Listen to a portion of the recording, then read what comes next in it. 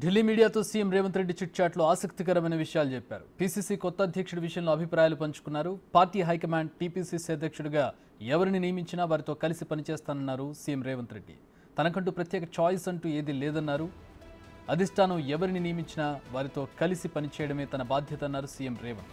తన పదవీ కాలంలో రాష్ట్రంలో పార్టీ అధికారంలోకి వచ్చిందన్నారు. పార్లమెంట్ ఎన్నికల్లో మంచి పనితీరు కనబరిచిందన్నారు.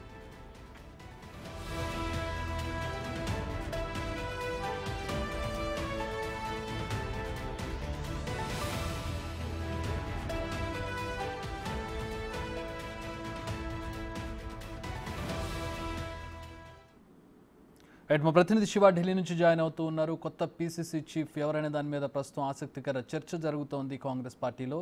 దీనికి సంబంధించి మరిన్ని వివరాలు అడిగి తెలుసుకుందాం. శివ, ఏంటి ప్రాబబుల్స్గా ఎవరి పేర్లు వినపడుతూ ఉన్నాయి? ఇప్పటికీ పీసీసీ ముఖ్యమంత్రి పదవిలో రేవంత్ ఉన్నారు. తర్వాత రేసులో చాలామంది సీనియర్స్ కనపడుతున్నారు కాంగ్రెస్లో నుంచి. సో పీసీసీ రేసులో ప్రధానంగా వినిపిస్తున్న పేర్లు ఎవరివి? ఈరోజు ఢిల్లీలో మీడియాతో చిట్చాట్లో పలు ఆసక్తికర విషయాలను మీడియా ప్రతినిధులతో షేర్ చేసుకున్నారు. దీనిలో భాగంగా ఆయన పాలన అంశాల గురించి ఇప్పటివరకు తన పాలన ఏ విధంగా కొనసాగింది, ఇప్పటివరకు కొనసాగిన పాలన పట్ల నేను సంతృప్తికరంగా ఉన్నాను. మరోవైపు పీసీసీ ప్రెసిడెంట్గా తన పదవి కాలం ముగియబోతోంది. జూన్ 27న తనను పీసీసీ ప్రెసిడెంట్గా ప్రకటించారు. జూలై 7న తను పదవి బాధ్యతలు చేపట్టాను. ఈ లోపల అంటే 27 నుంచి అందరూ పదవీ కాలం ముగుస్తుందని ప్రచారం చేస్తున్నారు. కానీ 7వ తేదీతో, అంటే ప్రకటించింది 27వ తేదీ, జూన్ 27న, ఆయన బాధ్యతలు చేపట్టింది జూలై 7వ తేదీ.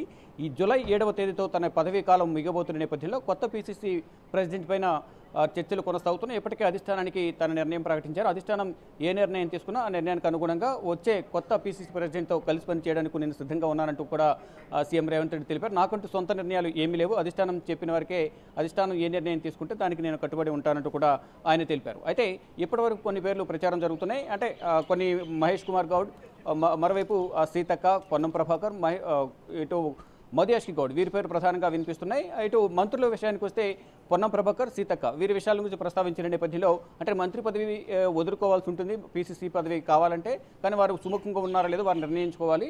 అధిష్టానం మరి ఎవరు నిర్ణయిస్తుందో చూడాలంటూ కూడా సీఎం రేవంత్ రెడ్డి చెప్పారు. మరోవైపు మహేష్ కుమార్ గౌడ్ అలాగే మధుయాష్కి గౌడ్ వీరిద్దరు ఇప్పటికే పార్లమెంట్ హౌస్లో సోనియా గాంధీతో భేటీ అయ్యారు. వారందరూ కూడా పీసీసీ రేసులో ఉన్నారు. కానీ ఈరోజు రాత్రి 8 గంటలకు కాంగ్రెస్ ఏఐసీసీ కార్యాలయంలో అగ్రనేతలతో సీఎం రేవంత్ రెడ్డి సమావేశం కాబోతున్నారు. రాహుల్ గాంధీ, మల్లికార్జున ఖర్గే, కేసీ వేణుగోపాల్తో భేటీ జరగబోతుంది. ఈ సమావేశంలో ప్రధానంగా పీసీసీ ప్రెసిడెంట్ ఎవరిని ఎన్నుకోవాలి, మరోవైపు మంత్రివర్గ విస్తరణ, నామినేటెడ్ పోస్టుల భర్తీ, వీటన్నిటిపై ప్రధానంగా చర్చించబోతున్నారు. మరోవైపు పార్టీలో చేరికలపై కూడా ఈరోజు జరిగే సమావేశంలో చర్చిస్తున్నట్టు తెలుస్తుంది. మరి ముఖ్యంగా పీసీసీ ప్రెసిడెంట్ అనే దానిపైనే అందరూ ఆశలు పెట్టుకున్నారు సీనియర్ నేతలు. కానీ ఇక్కడ ప్రధానంగా వినిపిస్తున్న పేర్లు మధుయాష్కి గౌడ్, అంటే బీసీ సామాజిక వర్గానికి ఈ పదవిని ఇవ్వాలి అనేది ప్రధానంగా కాంగ్రెస్లో ఒక డిమాండ్ అయితే వినిపిస్తూ ఉంది. దానిలో భాగంగానే మధుయాష్కి గౌడ్, అలాగే వర్కింగ్ ప్రెసిడెంట్గా ఉన్న మహేష్ కుమార్ గౌడ్కి ఇద్దరిలో ఎవరికి ఒకరికి ఈ పీసీసీ పదవి వరించబోతుంది అనేది ప్రధానంగా చర్చ కొనసాగుతుంది. దీనికి సంబంధించి మనకి అధికారిక ప్రకటన అనేది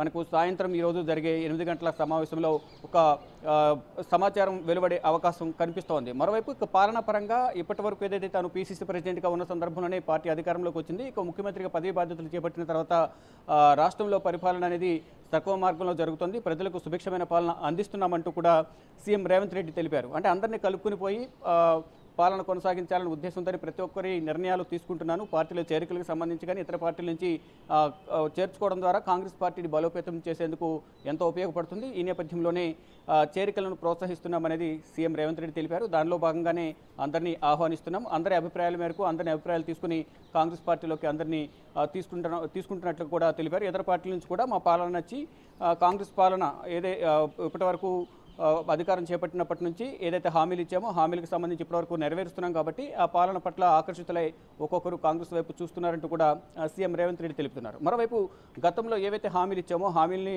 అమలుపరుస్తున్నాము, మరోవైపు కొత్తగా కొన్ని పథకాలను ప్రవేశపెట్టబోతున్నాము, దానికి సంబంధించి కూడా ఒక కార్యాచరణ రూపొందించామంటూ కూడా సీఎం రేవంత్ రెడ్డి తెలిపారు. గతంలో ఎన్నికల సమయంలో తాను ఏదైతే వ్యాఖ్యలు చేశానో, అంటే బీఆర్ఎస్ పార్టీ ఏర్పడిన తర్వాత ఇంత దౌర్భాగ్య పరిస్థితి ఎప్పుడూ లేదనేది ప్రధానంగా సీఎం రేవంత్ రెడ్డి బీఆర్ఎస్ అధినేత కేసీఆర్ను ఉద్దేశించి ప్రసంగించారు. ఎన్నికల ప్రచారంలో భాగంగా లోక్సభలో బీఆర్ఎస్ అభ్యర్థిని బీఆర్ఎస్ ఒక స్థానం లేకుండా చేస్తానంటూ చెప్పాను. అదేవిధంగా అక్కడ జరిగింది, ఒకరు కూడా గెలవలేదు అనేది ప్రధానంగా సీఎం రేవంత్ రెడ్డి చెప్పదలుచుకున్నారు. దానిలో భాగంగానే పార్లమెంట్లో లోక్సభ సభ్యునిగా ప్రాతినిధ్యం అనేది బీఆర్ఎస్కు లేకుండా నేను చేశాను, అది చేయడంలో నేను సఫలీకృతమయ్యాను అనేది రేవంత్ రెడ్డి మీడియా చిట్ చాట్లో తెలిపారు.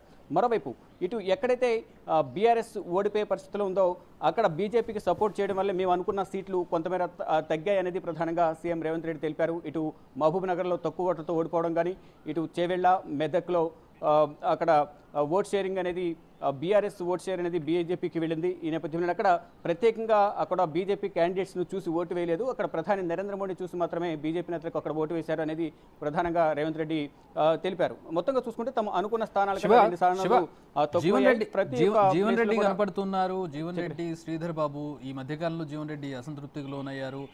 మరో నేతని పార్టీలోకి తీసుకోవడంతో ఈ బుజ్జగింపుల కోసం ఢిల్లీ వెళ్ళారు ఆయన అక్కడ. రైట్, డెఫినెట్గా ఇదే విషయం పైన నిన్న ఢిల్లీ వచ్చారు. ఈ బాధ్యతనంతా కూడా శ్రీధర్ రెడ్డి దగ్గరుండి ముందుగా దీపాదాస్ మున్షితో సమావేశం కావడం కానీ, ఇక్కడ నుంచి మళ్ళీ తెలంగాణ భవన్లోని శబరి బ్లాక్లో వీరందరూ సమావేశమయ్యారు దీపాదాస్ మున్షితో. ఇక్కడ నుంచి కేశవ వేణుగోపాల్ నివాసానికి దీపాదాస్ మున్షి, అలాగే శ్రీధర్ బాబు, మరోవైపు జీవన్ రెడ్డి కుమారుడు ఎమ్మెల్యే అడ్లూరి లక్ష్మణ్ బాబు, వీరందరూ కూడా కేశవ వేణుగోపాల్తో సమావేశమయ్యారు. కేశవ వేణుగోపాల్తో సమావేశమైన తర్వాత అల్కపాన్పు మీద ఉన్న జీవన్ రెడ్డి అల్కపాన్పు వీడినట్లుగా కూడా మనకు నిన్న మాట్లాడిన మాటలు బట్టి అర్థమైన తర్వాత మళ్ళీ ఈరోజు బ్రేక్ఫాస్ట్ మీటింగ్లో కూడా సీఎం రేవంత్ రెడ్డితో శ్రీధర్ బాబు అలాగే జీవన్ రెడ్డి సమావేశమై మొత్తం అంటే తనకు చెప్పకుండా ఈ నిర్ణయం తీసుకోవడం వల్ల కొంచెం అసంతృప్తి వ్యక్తం చేశాను తప్ప ఇతర పార్టీల నుంచి చేరడం వల్ల పార్టీ బలోపేతం అవుతుంది, అందరం కలిసే పనిచేస్తామంటూ కూడా మీడియా ముఖంగా రాత్ర మాట్లాడారు. కేశవ వేణుగోపాల్ నివాసం వద్ద ఈరోజు సీఎం నివాసంలో తన క్యాంప్ ఆఫీసులో కూడా ప్రెస్ మీట్ నిర్వహించిన సందర్భంలో అందరం కలిసి పని చేసుకుని మేము సిద్ధంగా ఉన్నాం, పార్టీని బలోపేతం చేయడానికి అందరూ ఒక తాటిపై ఉండి పార్టీని ముందుకు తీసుకెళ్తామంటూ కూడా జీవన్ రెడ్డి చెప్పారు. కానీ ఎటువంటి హామీ అనేది తనకు ఇవ్వలేదు అనేది మనకు ప్రధానంగా తెలుస్తుంది. అంటే కొంతమంది పీసీసీ పదవి ఇస్తారు, మరోవైపు మంత్రివర్గంలోకి తీసుకుంటారని కూడా ప్రచారం జరిగినప్పటికీ మంత్రివర్గంలో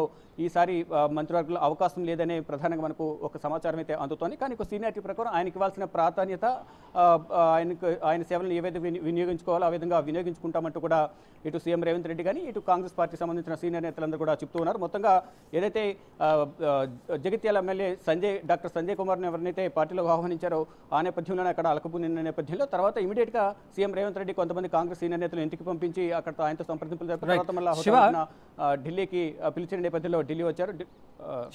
కీలకమైనటువంటి అంశం అంటే ఆసక్తికర అంశం కూడా ఇప్పుడు పీసీసీ చీఫ్ పదవీ కాలం ముగిసిపోతోంది, ప్రస్తుతం కాంగ్రెస్ పార్టీ అధికారంలో ఉంది, అలాగే కాంగ్రెస్ పార్టీకి సంబంధించి బలోపేతానికి సంబంధించి చాలా బడిబడిగా అడుగులు పడుతూ ఉన్నాయి, చాలా అగ్రెసివ్గా వెళుతూ ఉన్నారు రేవంత్ రెడ్డి. ఆ ప్లేస్ని భర్తీ చేయాలంటే మరొక అగ్రెసివ్ నేత, స్ట్రాటజికల్గా వెళ్ళగలిగేటటువంటి నేత అవసరం అవుతారు. ఎవరి పేర్లు వినపడుతూ ఉన్నాయి ప్రాబబుల్స్లో? అంటే రేవంత్ రెడ్డిని అడిగితే ఆయన చెప్పే అవకాశం ఉండదు, ఒకరి పేరు చెప్తే ఇంకొకరు కోపం వస్తుంది, ఒకవేళ ఆయన మనసులో ఉన్నా కూడా చెప్పే అవకాశం ఉండదు, ఖచ్చితంగా ఆబ్వియస్గా చెప్పరు. సో ఎవరి పేర్లు వినపడుతున్నాయి పార్టీలో? నేతల నుంచి కావచ్చు, మిగతా వాళ్ళ నుంచి కావచ్చు, పలానా ప్రాబబుల్స్ నేమ్స్ ఉంటాయి కదా సీనియర్ నేతల పేర్లు. రైట్, మీరు అన్నట్లుగా సీఎం రేవంత్ రెడ్డి ఎవరికి ఇచ్చినా నేను వారికి సహకరిస్తానంటూ ఆయన చెప్తూనే కొంతమంది పేర్లు కొంచెం ఆయన మనసులో ఉన్నప్పటికీ కూడా కొన్ని అడ్డంకులు ఏర్పడే అవకాశం ఉంది. కాబట్టి అధిష్టానం ఏ నిర్ణయం తీసుకుంటే ఆ నిర్ణయానికి కట్టుబడి ఉంటాను, కలిసి పనిచేస్తాం, పార్టీ బలోపేతం కోసం ముందుకు వెళ్తాము కలిసి అనేది ప్రధానంగా సీఎం రేవంత్ రెడ్డి చెప్తున్నారు. కానీ వీరన్నట్లుగా ఎవరైతే ప్రాబబుల్స్ ఉన్నారో ప్రధానంగా మహేష్ కుమార్ గౌడ్ అలాగే మధ్యాష్కి గౌడ్ ఇద్దరు పేర్లు ప్రధానంగా వినిపిస్తున్నాయి. దీంట్లో ఎక్కువగా అధిష్టానం కూడా మరోవైపు కాంగ్రెస్ నేతలందరూ కూడా మహేష్ కుమార్ గౌడ్ వైపు మొగ్గు చూపుతున్నట్లుగా కూడా సమాచారం అయితే అందుతుంది. దానిలో భాగంగానే ఇప్పటికే ఇద్దరు కూడా ఢిల్లీలో పార్లమెంట్ హౌస్లో సోనియా గాంధీతో భేటీ అయ్యారు. ఇద్దరు ఎవరైతే ఆసక్తి చూపుతున్నారు దీనికి పదవి పట్ల రేసులు ఎవరైతే ఉన్నారో పీసీసీ పదవి రేసులో వారిద్దరు కూడా ఇప్పటికే పార్లమెంట్లో కలిశారు. ఇటు మహేష్ కుమార్ గౌడ్ అలాగే మధ్యాష్కి గౌడ్ ఇద్దరు కూడా సీఎం రేవంత్ రెడ్డి చుట్టూ తిరుగుతున్నారు, అధిష్టానం పెద్దలతో కూడా కలుస్తూ ఉన్నారు. ఈ నేపథ్యంలో ఎవరిని వరించబోతుంది పీసీసీ పదవి అని కూడా చూడాల్సి ఉంది. ఇక గతంలో Mahesh Kumar Goud PCC working president ఉన్నారు, పార్టీ కార్యక్రమాల్లో చురుగ్గా పాల్గొంటూ ఉన్నారు. అధికారంలో ఉన్నప్పటికీ ఇప్పుడు అనేక కార్యక్రమాలు పాల్గొంటున్నారు, లేని సందర్భంలో కూడా అనేక పార్టీ కార్యక్రమాల్లో పాల్గొని పార్టీ బలోపేతానికి కృషి చేశారు. ఈ నేపథ్యంలోనే మహేష్ కుమార్ గౌడ్ పేరు అనేది ఎక్కువగా వినిపిస్తూ ఉంది. మరొక మధ్యాష్కి గౌడ్ మాజీ ఎంపీగా ఉన్నారు, రీసెంట్గా ఎమ్మెల్యే ఎన్నికల్లో ఓడిపోయినారు, ఒక సీనియర్ నేతగా ఉన్నారు. ఇద్దరిలో ఎవరి వైపు అధిష్టానం మొగ్గు చూపుతుంది అనేది కూడా చూడాల్సి ఉంది. కానీ ఎక్కువగా ఇప్పటివరకు ఉన్న సమాచారం ప్రకారం వర్కింగ్ ప్రెసిడెంట్గా చేసిన అనుభవం రేవంత్ రెడ్డికి అత్యంత సన్నిహితుడుగా ఉన్నారు. మరోవైపు సన్నిహితుడు మీన్స్ అంటే అన్ని పార్టీ కార్యక్రమాల్లో రేవంత్ రెడ్డికి సహకరిస్తూ వస్తున్నారు. ఇక్కడ సామాజిక సమీకరణలు కూడా వర్కౌట్ అవుతున్నాయా? సామాజిక సమీకరణలు కూడా చూస్తున్నారా? డెఫినెట్గా బీసీ సామాజిక వర్గానికి ఇవ్వాలనేది ప్రధానంగా అధిష్టానం కూడా నిర్ణయించుకున్నట్టు తెలిసింది. ఇక్కడ రెడ్డి సామాజిక వర్గానికి సంబంధించి చూసుకుంటే ఇక్కడ క్యాబినెట్లో కూడా ఎక్కువ మంది రెడ్డి సామాజిక వర్గానికి సంబంధించిన నేతలు, మరొక సీఎం పోస్ట్ కూడా సీఎం రేవంత్ రెడ్డి ఉన్నారు. ఈ నేపథ్యంలోనే ఈ పీసీసీ పదవి అనేది బీసీ సామాజిక వర్గానికి ఇవ్వాలి. ఆ నేపథ్యంలోనే ఈ వర్కింగ్ ప్రెసిడెంట్కు ఉన్న మహేష్ కుమార్ గౌడ లేదా మాజీ ఎంపీ రీసెంట్గా ఎమ్మెల్యే ఎన్నికల్లో పోటీ చేసి ఓడిపోయిన మర్యాష్కి గౌడ, ఈ ఇద్దరి మధ్య ప్రధానంగా పోటీ ఉన్నట్లుగా తెలుస్తుంది. మరికొంతమంది పేర్లు బయటకు అంటే పేర్లు ప్రచారం జరుగుతున్నప్పటికీ ఇంకెవరిని వరించబోతుంది పీసీసీ పదవి అనేది కూడా చూడాల్సి ఉంది. ఇప్పటికే వీరిద్దరూ ఢిల్లీ పెద్దలతో చర్చలు జరుపుతారు. ఇక రాత్రి 8 గంటలకు ఏఐసీసీ కార్యాలయంలో మల్లికార్జున ఖర్గే, కేసీ వేణుగోపాల్, రాహుల్ గాంధీతో కూడా సమావేశం ఉన్న నేపథ్యంలో ఈ సమావేశంలో ఒక క్లారిటీ వచ్చే అవకాశం ప్రధానంగా